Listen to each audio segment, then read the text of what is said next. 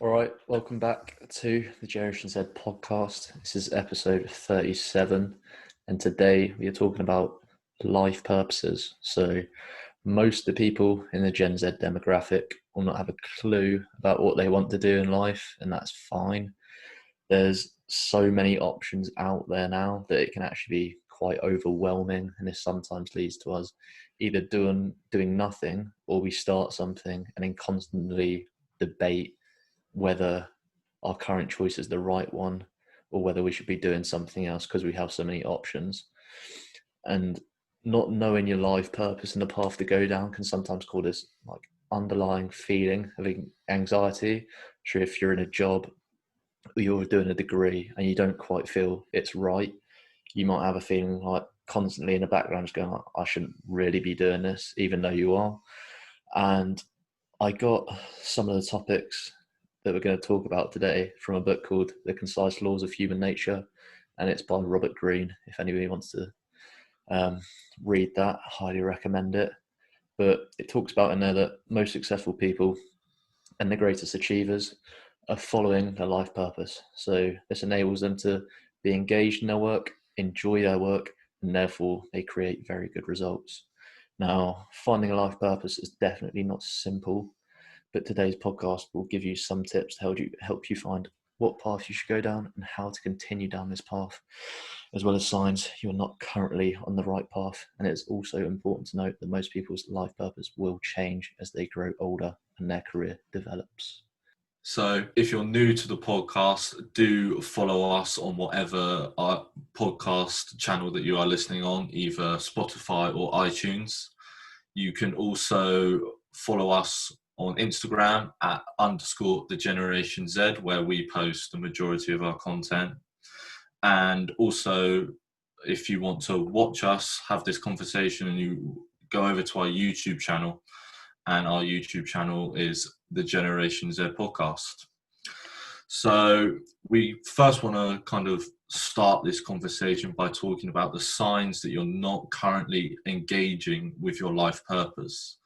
So I think one of the main things is that if you're not pursuing something that you truly want to pursue, then your life is constantly boring. And it sounds a bit harsh, but it's very true. Like, if you are in a current job, or you're currently doing a degree, or you're currently doing A levels, or whatever it is, whatever you're doing feels extremely boring to you, and it's something that you fully can't engage in, and you're not willing to learn anything. It's just like you're just absorbing it like a sponge, and you don't think that you're just going to use it in any way, shape, or form.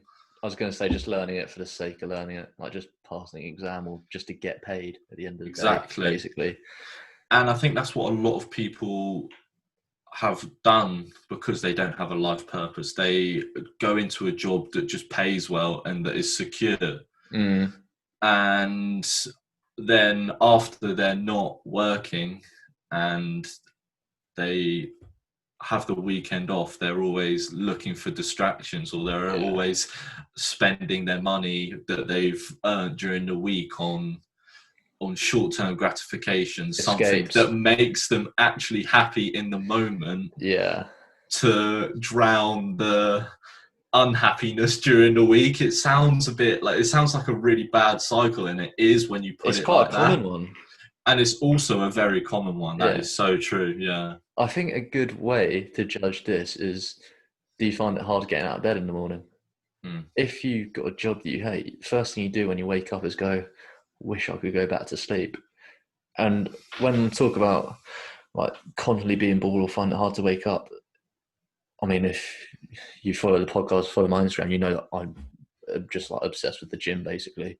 I always found it hard getting up when I started going to the gym. If my mum told me I can only give you a lift to the gym at 7 a.m, I'd be up at 7 a.m, no problem. I was like, I cannot wait. I cannot wait. I just prioritize it. It's like a non-negotiable. I'm like, I want to do that so bad. I don't care. I'll get up at any time to do that. So if you find waking up a hassle, that's a good sign that you're not in the right place to start off with. I Yeah, think, if you're waking up and it's like you're dreading the day, like I'm yeah, sorry if you've got to that stage where you're dreading getting up or dreading going to work, then you do seriously need to kind of stop and think, because if you keep doing that for years and years and years, you're going to get so comfortable being unhappy, and and and then you'll be so comfortable that you're being unhappy, you'll never even think about making a change. Or when it comes to making a change, you won't have the strength within you, like, because when you're in that sort of rat race sort of mentality, you do get quite insecure, I mm, think. Like when people are like, when you see other people constantly chasing their dreams and they're like being successful, and then you're sitting there like, why can't I be like that? What am I doing wrong? It's nothing that yeah, you're doing wrong. Or in fact, it's that you're not doing anything at all, yeah. I isn't it? think, yeah, like as I said in the beginning, kind of get this underlying feeling of anxiety, and it's like either, maybe, I mean, I reckon most people don't even realize that they're not like doing the thing they dream about doing, just because they Yeah, think it's like almost too unrealistic. And yeah. a lot of the That's something that time, they've made themselves believe. yeah. So say you were working a job, you'd go to that job. In the back of your mind, you've constantly got like, you're constantly a little bit anxious. You're like, this just isn't right. But at the same Yeah. time, you never do anything about it. Mm. And all of that in the book, it says, will ultimately just lead to depression. So Mm. getting stuck in a job that you hate and then having like a midlife crisis is what it's going to lead to. And I've seen people where it's like they get stuck in a job. Yeah. They literally can't get out of it because it's either they do that job that they hate and get paid, or they quit and they can't find another job. And they're like, if I can't find another job, I'm not going to be able to do anything. I'm not going to have any Yeah. income. And it gets to that point where you're just like, I hate what I'm doing, but I can't stop doing it. Yeah. I think the whole kind of ethos around the midlife crisis is actually so sad, because Yeah. it's like someone has spent a good majority of their adult life doing something that they hate, for them to get to a mid-age around 40, 45, for them to realize that they don't like what they're doing. Yeah. And you've just, in the grand scheme of things, you've wasted about 20 years doing something that you don't like. Wasted the best years of your life as well, Yeah. I'd say, when you're at your healthiest. You're, So why wouldn't you even take the risk mm, to give anything that you want to do a go, while you have the chance? exactly, mate. So this leads quite well on to like how to find kind of your life purpose or a good career path and how to pursue it. Now, in the book, it says every single person is unique. So everyone's DNA, brain wiring, and life experiences are all going to be different. And this uniqueness can help you find your purpose by giving you greater awareness of who you are and what you do. So discovering your purpose is your uniqueness will lead to primal inclinations. So primal inclination is just like you just are attracted to a certain like subject or activity, and you'll probably realize Yeah. this either as a kid or maybe just now. So when you do these things, it feels fun, it feels effortless, and if there's anything that is like fairly tedious about it, you'll have the patience without really Mm, thinking about it. So yeah. for me, this is like learning about training and nutrition. I remember when I was like 16 or something, first started getting into the gym, and I'd like Google up about supplements, whey protein, creatine, what it is, how it worked.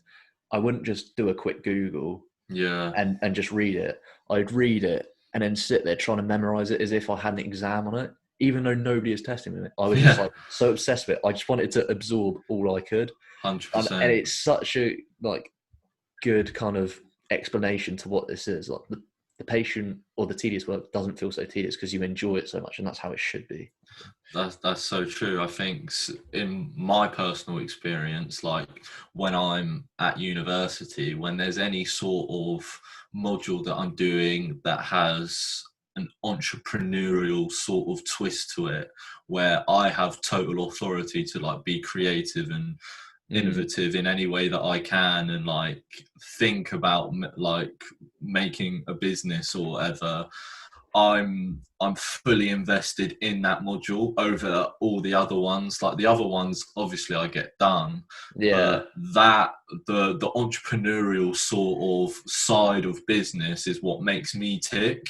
So like coming out of university, I know that I want to be a CEO of a company, and that is at the moment probably like a life purpose that I have at the moment. Like I'm You want to be your working, own boss. exactly, I'm working every sort of day, or I'm constantly envisioning what I want to do in 10 years time. And like I think also like personal experiences also help a lot. So I know a lot of people like to do certain things like play an instrument or photography, editing, something that they can do constantly for hours and hours and hours, and they get a thrill from it, they get a rush from it. Yeah. And it doesn't have to be every single aspect of that thing. Like, as you said there, editing. I find it fairly hard to believe, right, that a lot of video editors, I'm guessing, the thing they like doing is filming certain things and having the end product. Sometimes Yeah, the actual editing, the very like nitty gritty, kind of like yeah, very fine bits of putting yeah, all the clips together definitely. might be Yeah, quite long, but they don't mind doing the tedious work because they really like the like end product.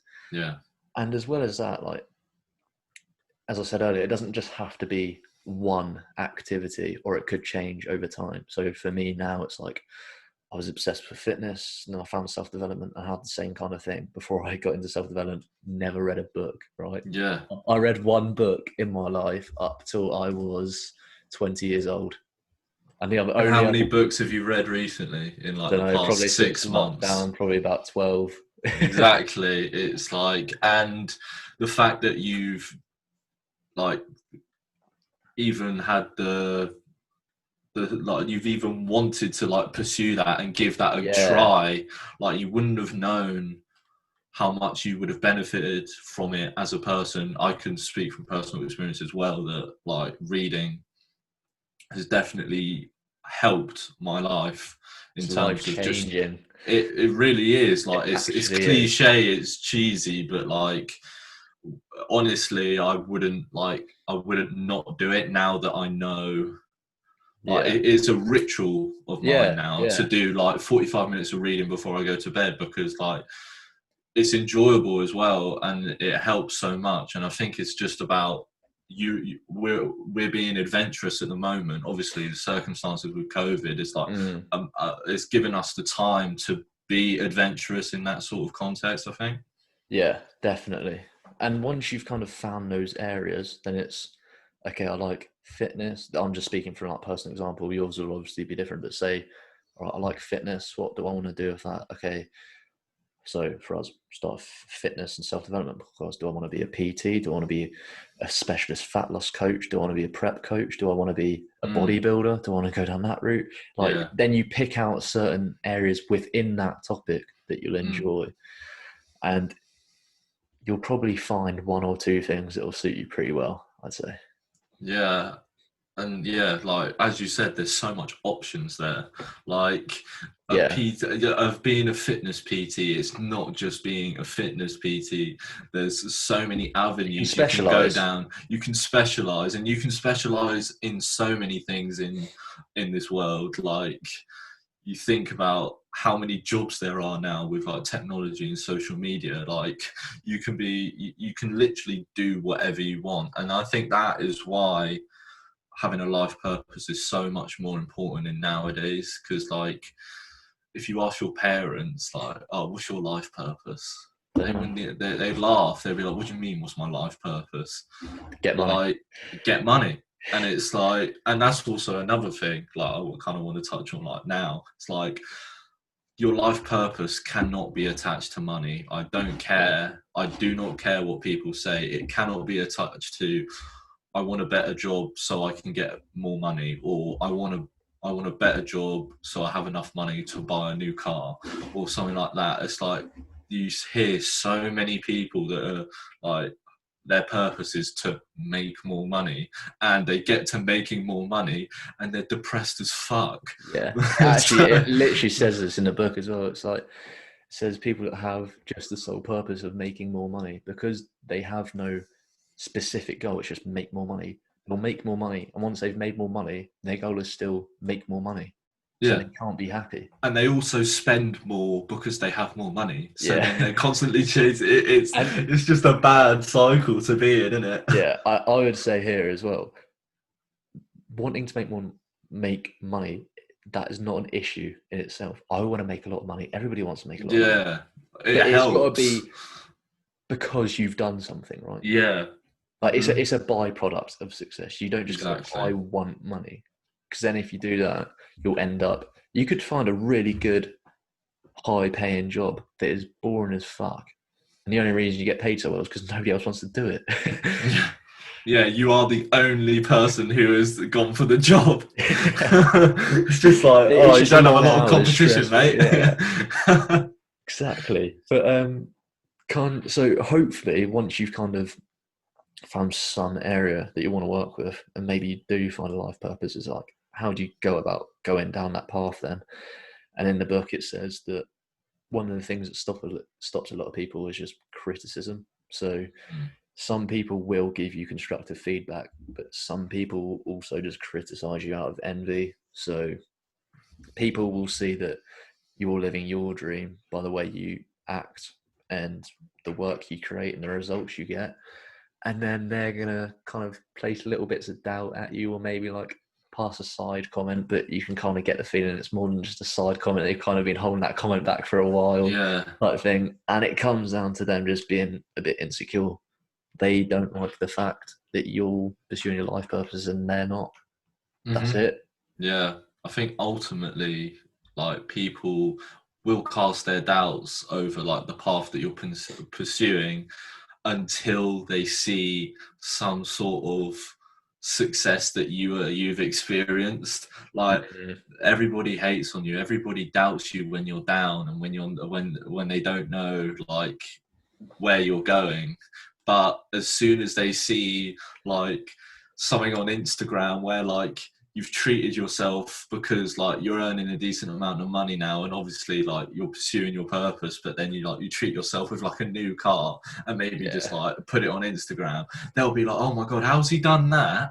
yeah, Like, and then they'll be the ones DMing you being like, oh, sick new car, mate, how have you done that? And yeah, it's like yeah, they always come back, like they always want to like yeah, be your friend like once you're up, I think. And I think that's very much society in general now. It's yeah. like everybody casts their doubts on you until you prove them wrong, Mm. essentially.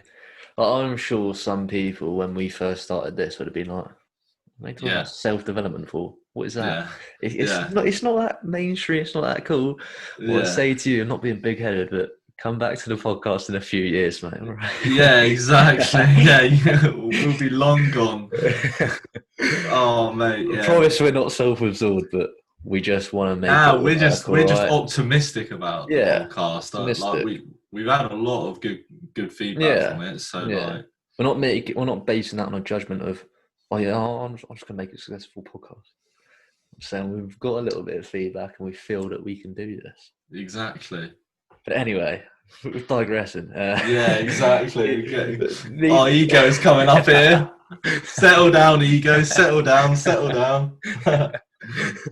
all right, we'll carry on. So environment for pursuing your purpose. We've talked about this loads before, but like avoid people who just have a low sense of purpose, or in the book it says a false sense of purpose. And as we said literally like 2 minutes ago, a false sense of purpose would be, I'm here to make money. Like that is all I care about. That's a false sense of Yeah. purpose. Or so people who just like work purely for money, no enjoyment, or believe there's not much point in life. If you have somebody that's just like, I don't like anything, there's nothing for me to do, I'm just here, I'll just work for a bit. So that's so disappointing. Yeah. Like when you hear people say that, I think like, or when you see people at a job that they don't like for so long, and they keep telling you that they don't like that job, or that they want to do something else, but they stay there, and Yeah. it's like, I think the reason why, linking this with like environment, is because they're familiar with the environment that they're in. Like they've made friends with people in their workplace that are obviously on a similar level and doing the same sort of stuff, so they're comfortable in that sense, and then they don't want to like maybe try something different and maybe go into a different workplace. Because I think even if you're going from one job to the other, I think that has a lot of strength in it, because you're meeting a whole different group of Yeah, that's people, true a actually. whole different group of people that you can network with, and like you can gain so, I think you can gain so much more from that. And like, don't limit yourself from staying in a job for 40 plus years. Like, Yeah. Just because like the fear of change to you seems a bit bigger than like the discomfort that you're in the job. Like yeah, and it it will shouldn't never be like be. And you'll realize that when you make the change, you'll be like, yeah. oh, what was I so worried about? Why was I so anxious about this change? Mm. So carrying on with environment as well, as we said, avoid certain people. You also want to meet like-minded people who have a higher sense of purpose, and this is one of the good things about starting this podcast. We've had a lot of good guests on Yeah, that fit what we talk about really well, so 100%. self-development, fitness, um, and in the book, obviously, we get the chance to speak to certain people, which is great. But it also says in the book that physical relationships will be better, and that's pretty obvious. Like if you're in person with somebody, you just connect better. Yeah, 100%. Yeah, I think it may sound brutal, but you could even think about your environment, or the environment that is limiting you pursuing your purpose, even down to your family and friends.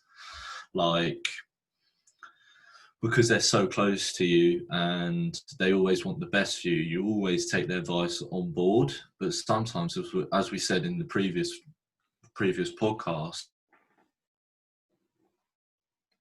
like that, most of the time that doesn't benefit you. It will not help you. And if your family and friends are showing a level of resistance towards like the path that you're taking, you have to cut them off. Like, not forever, but just cut them off in the short term and be like, right, I'm dedicated to what I want to do. And because ultimately, if you let them continue to cast doubt on your path, then it's going to be really hard for you to pursue it, because Yeah, you feel like you're not making anybody proud. But you have to be selfish and be like, right, this is making me proud.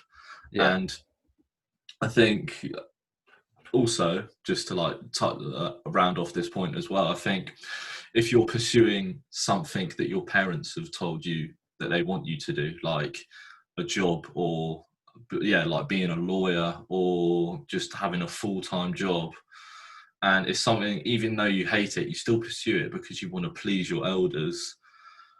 When they pass away, what happens now? Because mm, ultimately what you're doing doesn't make you happy, and you're not making anybody, the people that you want to make happy, if you get what I mean. So yeah, most of your adult life is kind of meaningless, because now your parents have kind of passed away and you're just like, oh fuck. Like, and that's where sometimes the midlife crisis happens. Because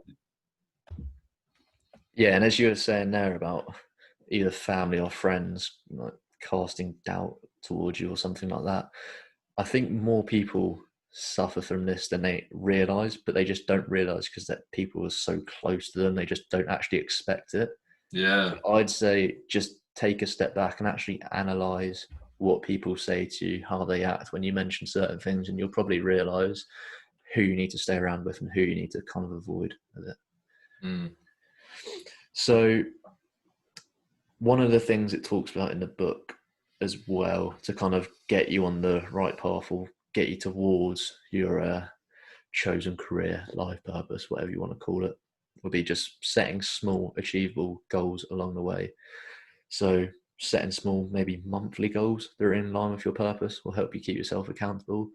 And it says, don't just say, I want to be this or that. Like that itself is just kind of like a dream, right? You need to actually set certain steps to get Yeah, there, yeah. You obviously. need to get the ball rolling. Yeah.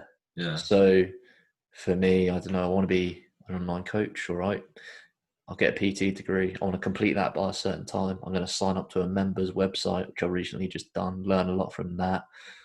It's just little bits, like Yeah. little subtle goals that you can set, learn along the way. And at some point, you're going to go, right, I'm ready to start this now.